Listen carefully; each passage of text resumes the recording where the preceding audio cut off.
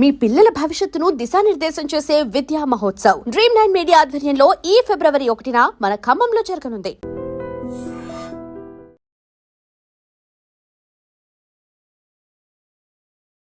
నమస్తే, welcome to I dream. Municipal ఎన్నికలు మొన్ననైతే ఈ సర్పంచ్ ఎన్నికలు అయిపోయినాయి, కానీ మున్సిపల్ ఎన్నికలు ఇప్పుడు హాట్ టాపిక్గా మారింది. రిజర్వేషన్లు అన్నీ ఖరారైపోయినాయి, ఎవరికి ఎక్కడ ఏంటి అనేది కూడా వచ్చేసినాయి. కాబట్టి దీనికి సంబంధించి కూడా లైన్ క్లియర్ అయింది. నిన్న కూడా మంత్రిమండలి నిర్ణయం తీసుకుంది, ఇక ముందుకే వెళ్దాము, ఎప్పుడైనా ఉండొచ్చు, ఫిబ్రవరిలో మోస్ట్లీ మున్సిపల్ ఎన్నికలు ఉండబోతున్నాయి. మరి రాజకీయం ఎట్లా ఉండబోతోంది, మున్సిపాలిటీస్ రిజర్వేషన్స్ ఖరారైన తర్వాత ముఖ చిత్రం ఎట్లా ఉండొచ్చు ఏంటి అనేది కూడా ఒకసారి మాట్లాడే ప్రయత్నం చేద్దాం. మనతో పాటు ఉన్నారు పొలిటికల్ అనలిస్ట్ రాజయ్య యాదవ్ గారు. ఒకసారి మాట్లాడే ప్రయత్నం చేద్దాం. సార్ నమస్తే. మున్సిపల్ ఎన్నికలు సార్ ఉంటాయా లేదా, ఇప్పుడే పెడతారో లేదో అనే డౌట్ ఉండే సార్, కానీ దాన్ని క్లియర్ చేసిండ్రు, ఇక మున్సిపాలిటీ ఎన్నికలు పెట్టాల్సిందే అని ఫిక్స్ అయినారు సార్. ఎట్లా ఉండొచ్చు సార్? ఎన్నికలు కావాల్సిందే, ఎన్నికల డేట్ అయిపోయిన మున్సిపాలిటీల ఎన్నికలు ఖచ్చితంగా ఎన్నికలు కావాలి. ఈ ఎన్నికలలో బీజేపీ కొంచెం ఆశాజనకంగా ఉంటుంది, ఎందుకంటే పట్టణ ప్రాంతాలలో చదువుకున్న వాళ్ళు ఉంటారు ఎక్కువ, యూత్ సార్, యూత్ ట్రెండ్ అంతా కొంత బీజేపీకి అనుకూలంగా ఉంటుంది. కాబట్టి కొంచెం బీజేపీ లెక్కకొచ్చే పద్ధతులు ఉంటుంది. కానీ రామచంద్రరావు గారు ఏం చేస్తాడో తెలియదు, ఎందుకంటే మొన్నటి ఎన్నికలలో మాకు బాగా రిజల్ట్ వస్తుందని చెప్పిండు. ఎవరైనా రిజల్ట్ ఎంతకైనా చెప్పుకోవచ్చు, ఎందుకంటే సర్పంచ్ ఎన్నికలలో గుర్తులు లేవు కాబట్టి ఎవరి లెక్కైనా పెంచుకోవచ్చు. ఇదైతే పక్కా గుర్తుతో జరిగేది. ఇప్పుడు రామచంద్రరావు గారు మరి 1100 1200 మేము గెలిచినాం, ఇదివరకు మేము 200 ఏమిటి, ఇప్పుడు చాలా గెలిచినాం అని అన్నాడు. వాళ్ళందరినీ పిలిచి సన్మానం చేస్తే ఏమైంది? ఎవడన్నా ఆలు ఇచ్చు, ఎవడన్నా బియ్యం ఇచ్చు, కూరగాయలు ఇస్తారు, వాళ్ళకి సన్మానం చేసి ఒక కండో కప్పి ఒక మావోడు వార్డు మెంబర్ల కాంచెలు పిలిస్తే ఏమవుతుంది? నీకు మీటింగులు లేవా, నువ్వు పోకపోతివి, వాడిని పిలువకపోతివి, ఎట్లన్నట్టుది? ఏ వారం ఎట్లయితుంది? ఒక సంతోషమైన వాతావరణం నిర్మాణం చేసుకోవాలి కదా పార్టీలు. సరే, సోషల్ మీడియా మీద ఎంత బాధ్యత ఉన్నదంటే, ఎవడు పేపర్లు చదువుతలేడమ్మా, పేపర్ ఎవరు చదువుతలేరు, టీవీలు ఎవరు చూస్తలేరు, only social media, only social media. తెల్లారులెత్తే వాడు ఏమి పని లేదు, పోరుంది కడుపులో పుట్టిన పోరడో దిక్కు చూస్తాడు, తల్లిో దిక్కు చూస్తుంది. అమ్మా నాకు చపాతీ తింటా అని ఇది చూసుకుంటుంది సోషల్ మీడియా. చపాతీ తింటా అని పూరీలు తింటాను. నువ్వు చపాతీ పెట్టలేదు పూరీలు తింటాను, పూరీలో వాళ్ళ అది పూరీలో ఈమె దగ్గర ఉన్నాయి, చపాతీలో వాళ్ళ తండ్రి దగ్గర ఉన్నాయి. నువ్వు సరిగ్గా చూసుకో, ఆ సోషల్ మీడియాని బంద్ చేయంటే అప్పుడు రొట్టెలు కనిపిస్తాను. అంటే ఈ విధంగా అయింది కాబట్టి బాధ్యత ఉన్నదని చెప్తాను నేను. సోషల్ మీడియా విపరీతమైన బాధ్యత ఉన్నది. బాధ్యతారాహిత్యమైన విషయాల కోసం జోలికి పోకండి, ఎందుకంటే మీకు రెస్పెక్ట్ ఉన్నది, ప్రజలల్లా నేరుగా రెస్పెక్ట్ ఉన్నది. ప్రజలు చూస్తాను, నేను తీన్పై చెప్పాయి, కానీ ఓన్లీ సోషల్ మీడియాలో కనిపించిన కింద నాకు రోజు 50 ఫోన్లు వస్తాయి. చిత్తూరు ఫోన్ చేస్తాను నాకు. అంటే సోషల్ మీడియా ఏదనుకుంటే అది అవుతుంది. అందుకని కొంచెం బాధ్యతాయుతంగా సోషల్ మీడియాకి ఏమైనా కోపం రాదు నా మీద, ఎందుకంటే పార్టీలకి కోపం వచ్చింది. కేసీఆర్ కోపం వస్తే, కేసీఆర్ నాకు కుదరకపోతే నేను ఆ పార్టీ నుంచి వచ్చిన. పార్టీల నుంచి వచ్చి నేను నేను బీజేపీలో పడ్డా. బీజేపీలో అంటే పెనం మీద నుంచి పొయ్యిలో పడ్డట్టు అయింది నా పని. ఎక్కడ పడ్డాక కూడా నాకేం భయం లేదు. ఈ శేష జీవితాన్ని ఆరోగ్యం ఉన్నంతసేపు నేను ఇట్లా గడుపుతా. సోషల్ మీడియా నాకు సపోర్ట్ చేస్తుంది. అచ్చా, కేసీఆర్ పుణ్యమే ఇది, కేసీఆర్ పుణ్యమే. కవితకో కన్న తండ్రి అయిన కింద ఆమె వార్త, నాకో దోస్త్ అయిన కింద నా వార్త. ఎక్కడైనా మా అత్తనే ఉన్నాయి.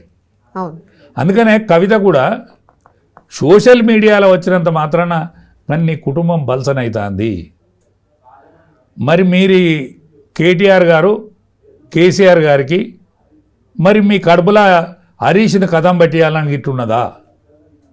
ఇప్పుడు పార్టీలా కొద్దో గొప్ప విలువ ఉన్నోడు, ప్రాణం ఉన్నోడు, జీవం ఉన్నోడు హరీష్ మాత్రమే. ఆ హరీష్ను కథం పట్టించుకుంటాను.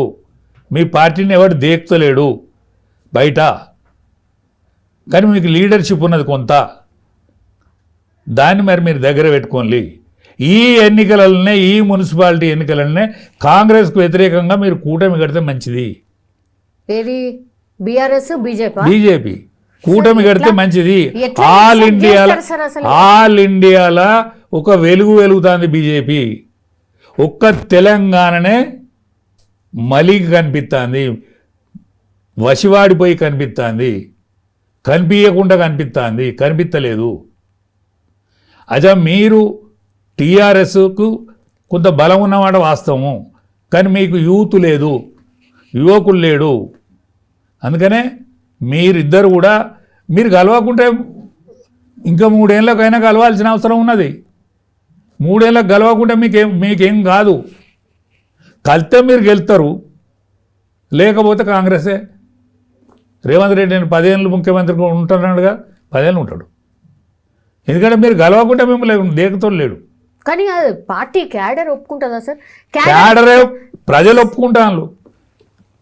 ఒప్పుకుంటాను, కింది లెవెల్ కార్యకర్త ఒప్పుకుంటాడు. ఒక్క లీడర్షిప్, పాత లీడర్షిప్ ఏదైతే ఉన్నదో తెలంగాణలో ఎవరు, మా అధ్యక్షుల వారు, మా కిషన్ రెడ్డి గారు, మా బండి సంజయ్ గారు, మా లక్ష్మణ్ గారు, వీళ్ళు ఒప్పుకుంటలేరు. ఎందుకంటే మాది దేవుని నమ్మే పార్టీ. ఏది బీజేపీ పార్టీ దేవుని నమ్ముతుంది. ఆ దేవుని ముందట ఏమని కోరుకుంటానులే అంటే, తండ్రి మళ్ళిమ్మా నాన్న, మాన్యాలిమ్మా నాన్న, మా పార్టీని గెలవకుండా చూడు. తెలంగాణలో గెలిస్తే పరాయిలు గెలుతారు. 8 మంది పార్లమెంట్ మెంబర్లు గెలితే 6 పరాయిలే. 8 మంది అసెంబ్లీ మెంబర్లు గెలితే 8 మందికి 8 మంది పరాయిలే. 2 ఎమ్మెల్సీలు గెలితే 2 పరాయి వాళ్ళే. కాబట్టి మా పార్టీ గెలిస్తే మాకేమవుతుంది? ఇది బీజేపీ యొక్క అసలు స్వరూపం, పాత బీజేపీ యొక్క అసలు స్వరూపం. ఆ నాయకులే కోరుకుంటలేరు. ఆ నాయకులు అన్యోగాని వద్దని కోరుకుంటారు. ఈ పార్టీకి వెళ్తే మరి మేమేమవుతాం? ఈ పార్టీకి వెళ్తే ఎవడు ముఖ్యమంత్రి అవుతాడో తెలియదు. కాబట్టి గెలవకుంటుంటే మా విలువ మాకుంటుంది. ఇది వాళ్ళ పద్ధతి. ఇది గ్రౌండ్ లెవెల్లో ఉండేటువంటి కానని ఆర్ఎస్ఎస్, కొంతమంది ఆర్ఎస్ఎస్ వాళ్ళు పీఠాధిపతులుగా ఆర్ఎస్ఎస్ మనుషులు మెదులుతారు. పీఠాధిపతి ఆయనే ఉంటాడు, ఆయనే ఏవీపీల పీఠాధిపతి ఆయనే ఉంటాడు. ఇంకా ఏవీపీల కష్టపడి ఉద్యోగాలు పోగొట్టుకొని అనేక దెబ్బలు పడి అనేక సాధకాలు పడి ఇవాళ సంఘంలో కూడా అనేక రోజుల నుంచి పనిచేసిన వాళ్ళని కాంతలేరు. వాళ్ళందరూ నాకు ఫోన్లు చేస్తాను, నువ్వు ఉన్నది ఉన్నట్టు మాట్లాడుతున్నావు అని. అంటే మీ లెక్క ప్రకారం సార్, ఈ సీనియర్ మోస్ట్ ఎవరైతే ఇప్పటి వరకు చలామణి అవుతున్నారో వాళ్ళందరిని తీసేసి కొత్తలను తీసుకోవాలంటున్నారా? అట్లనా? లేకపోతే తప్పు లేదు. యాక్టివ్గా పనిచేసే వాళ్ళకు పని ఇవ్వండి. మీ చుట్టూ మీరు తిరిగి దండం పెట్టి, మీ చుట్టూ మీరే తిరిగి దండం పెట్టుకున్న వాళ్ళు మీరు అక్కర్రారు. ప్రజాక్షేత్రంలో తిరిగేతోళ్ళకు పని చెప్పండి, ప్రజాక్షేత్రంలో కష్టపడే వాళ్ళకు పని చెప్పండి. మీరు తప్పుకోండి. ఎందుకంటే యావత్ భారతావనిలో సనాతన ధర్మం మీద చర్చ జరుగుతుంది. ఈ సనాతన ధర్మం మీద ఆర్ఎస్ఎస్ బృహత్తర పథకం వేసిన మాట నిజం, కానీ అది మొత్తం మీరే చేస్తానని అనుకుంటే అబద్ధం. అనేక మంది కవులు, కళాకారులు, గాయకులు, నిష్ఠాతులు, సన్యాసులు వీళ్ళందరూ కలిసి ఇవాళ సనాతన ధర్మాన్ని ఎత్తుకుంటే ఇవాళ మనం ఒక వెలుగుతాం. సృష్టికర్తలు మీరే కావచ్చు, కానీ మేమే సృష్టించినాం, మా వాళ్ళనే ఇది నడుతుందని అనుకుంటే అబద్ధం. నువ్వేం నష్టం చేసినావు? కేసీఆర్ ఏం నష్టం చేసిండు తెలంగాణకు? ఏం కేసీఆర్ పోరాటం చేసిన మాట నిజం, తెలంగాణ వచ్చిన మాట నిజం, కానీ సుష్మా స్వరాజ్ పేరెత్తరే బీజేపీ వాళ్ళు. సుష్మా స్వరాజ్ అలానే కదా ఇవాళ తెలంగాణ వచ్చింది, చిన్నమ్మ అలానే కదా వచ్చింది. సోనియా గాంధీ భయపడ్డది కదా, భయపడితే బిల్లు పెడతావా, నేను శిరోముండనం తీసుకొని ఆడ కూర్చుంటే పార్లమెంట్ ముందట అని ఆమె కదా ఉమ్. ఆనాడు విల్లు పెట్టించింది. ఇవాళ ఒక్క నాయకుడు మాట్లాడా సుష్మా స్వరాజ్ గురించి? తెలంగాణలో మీది ఎట్లా? తెలంగాణలో మీరు ఎట్లా ఒక్క విగ్రహం పెట్టరా? ట్యాంక్ బండి మీద తెలంగాణ తల్లి చిన్నమ్మ విగ్రహం పెట్టరా? సోనియా గాంధీ విగ్రహం పెడతా ఉంటాను కాంగ్రెస్ వాళ్ళు. మీరెందుకు పెట్టరు? మీకేం పుట్టింది? యావత్ భారతం అనేది ఒక వెలుగుతాను కదా. మీరు 8 మంది పార్లమెంట్ మెంబర్లు అయింది కదా, 8 మంది అసెంబ్లీ మెంబర్లు అయింది కదా. ఎట్లా మిమ్మల్ని ఎట్లా కాంతుంది? ఇప్పుడు మీరు ప్రజలలో పోవాలి కదా, ఏం పేరు పెట్టుకొని పోతారు? అందుకనే కానీ మీరు అనుకున్నట్టుగా, ఇప్పుడు మీరు అంటున్నట్టుగా బీఆర్ఎస్ బీజేపీ రెండు కలిసే మున్సిపాలిటీలో ఎన్నికల్లో పోటీ చేయాలి. పోతే మంచిది, పోతే ఇప్పటికి మంచిది. పైన వాళ్ళు అసలు వాళ్ళే కలిసి లేదు. అట్లా కాదమ్మా, ప్రజలు అనుకుంటాను. ప్రజలు అనుకునేది మీరు వినకపోతే 3 ఏళ్ళకైనా మీరు వినాల్సి వస్తుంది. 3 ఏళ్ళైనా మీరు వినాల్సి వస్తుంది. 3 ఏళ్ళకు కూడా మీరు విన్నారనుకో, రేవంత్ రెడ్డి ముఖ్యమంత్రిగా ఉంటాడు. మీరు వినకుంటే మీరే ఇదే పంతాలు పట్టింపులకు పోతే. కానీ కేసీఆర్తో కాదు, ఇది కవితతో కాదు, కేటీఆర్తో కాదు, హరీష్కి అప్పచెప్పాలి పార్టీని. బీఆర్ఎస్ను మీరు ఉంచుకొని టీఆర్ఎస్ని ఆయనకు అప్పచెప్తే ఇదంతా కుదురుతుంది. మీకు కూడా గౌరవమైన ముగింపు వస్తుంది. అంటే బీఆర్ఎస్ సపరేటు, టీఆర్ఎస్ సపరేటు. బీఆర్ఎస్ను వాళ్ళు అది పెట్టుకోవాలి, ఫోటో పెట్టుకోవాలి, కింద బీఆర్ఎస్ని పెట్టుకోవాలి, వీళ్ళు ముగ్గురు మీద ఫోటోలు వేసుకోవాలి, అంతే. మరి క్యాడర్ టీఆర్ఎస్లు ఉంటుంది, బీఆర్ఎస్ వాళ్ళు ముగ్గురు ఉంటారా? లీడర్లు చెప్తారు సార్. ఎంత కోపం ఉన్నా కూడా మీరు. కోపం కాదు, వాళ్ళ మంచి కోరి చెప్తాను నేను వాళ్ళ మంచి కోరి చెప్తాను. హరీష్కి అప్పచెప్తే మీ ముగింపు కూడా మంచిగా అవుతుంది. మీకు కేసు మన్నో మశానం మీకు అట్లాంటిది ఏమన్నా ఉన్నా కూడా మీకు మంచిగా అవుతుంది. అందుకేనా సార్ ఊరికే వార్తలు వస్తున్నాయి, ఇక హరీష్ రావు గారు బీజేపీకి పోతారు అనే వార్త వస్తుంది, అది నిజమే అవుతుంది వచ్చా సార్? ఇప్పుడు ప్రజలు ముందుగానే పసిగట్టి వార్తా రూపంలో పంపుతారమ్మా జనాలకు. ప్రజలు అంటే అది జనాల మనసులో మాట, జనంలో మనసులో మాటే ఏముండదు.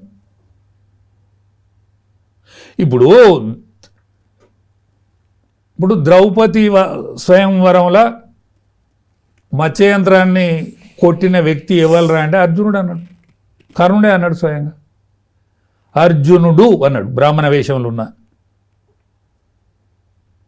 అంటే ధ్వని ఆనాటి నుంచి ఈనాటి వరకు ధ్వని నత్తది కదా.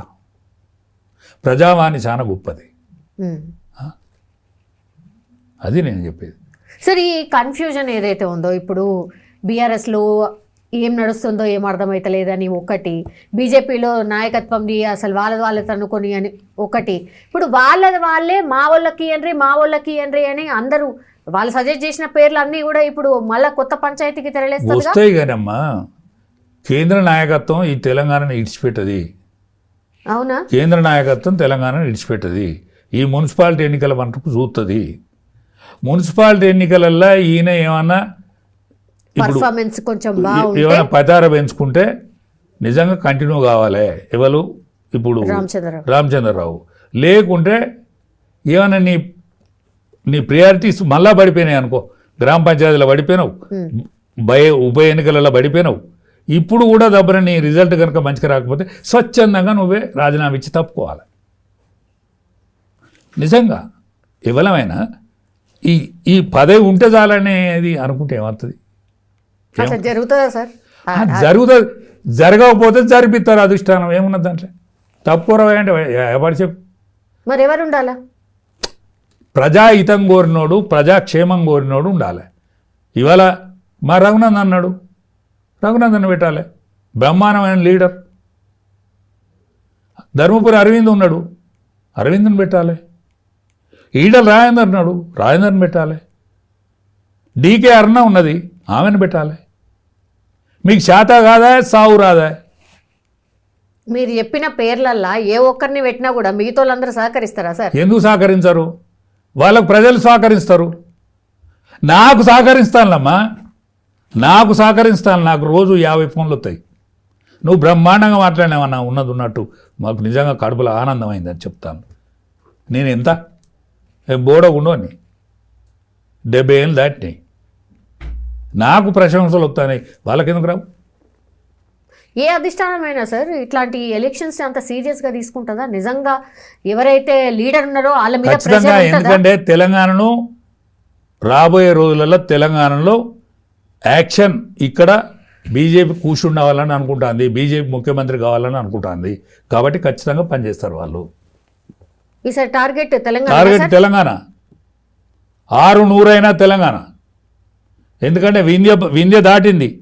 వింధ్య పర్వతాలు యుధలు ఉండేదంతా సౌత్లో ఏకైక రాష్ట్రం ఇవాళ మహారాష్ట్ర అయితే బ్రహ్మాండమైన తొనికి సలాడుతుంది. బాంబే మున్సిపాలిటీని కొట్టేసిండ్రు. 28 మున్సిపాలిటీలకు 25 మున్సిపాలిటీలు గెలిచిండ్రు. బాంబే కార్పొరేషన్ కన్వీనియర్ గారి మెజార్టీ వచ్చింది. ఇవాళ దేవేంద్ర ఫడ్నవీస్ దక్షిణాదిలో మొనగాడుగా నిలిచేటువంటి రోజు వచ్చింది. కర్ణాటకలో ఖచ్చితంగా ఇదివరకే పరిపాలించారు. బెంగాల్ కొట్టేస్తాం అనేటువంటి ఆలోచనలు ఉన్నారు. ఇవాళ 8 పార్లమెంట్ మెంబర్లు, ఆనాడు 62 అసెంబ్లీ మెంబర్లలో మెజారిటీ వచ్చింది. ఈ తెలంగాణను ఇడిచిపెట్టారు. ఈ లీడర్లకు పాడుబుద్ధి ఉన్నా కూడా పైనున్న లీడర్షిప్కు ఖచ్చితంగా ఈడ పట్టు సంపాదించాలనేటువంటి ఆలోచనలో ఉన్నారు. 600 ఇక్కడ తెలంగాణలో బీజేపీ గవర్నమెంట్ రేపు వచ్చి తీరుతుంది. అందులో బీసీ ముఖ్యమంత్రి అయి తీరుతాడు. బీసీ ముఖ్యమంత్రి పోయినసారే బీసీ ముఖ్యమంత్రి అని అన్నారు. ఖచ్చితంగా ఈసారి కట్టుబడి ఉంటారు. ఓకే, ఇప్పుడు మీ ఎక్స్పెక్టేషన్ సార్, మున్సిపాలిటీలో సక్సెస్ అయితే ఒక లెక్క సార్, సక్సెస్ కాకుంటే ఇంకో లెక్క.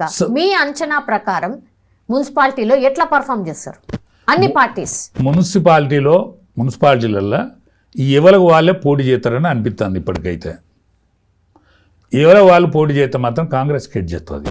ఓకే, కాకుంటే యానన్నా అరే గీడ మనం ఓడిపోయేటట్టున్నది, గీడ గెలిచేటట్టున్నాం అనేది విజ్ఞులైనటువంటి లీడర్షిప్ ఆలోచించి సరి చేసుకుంటే.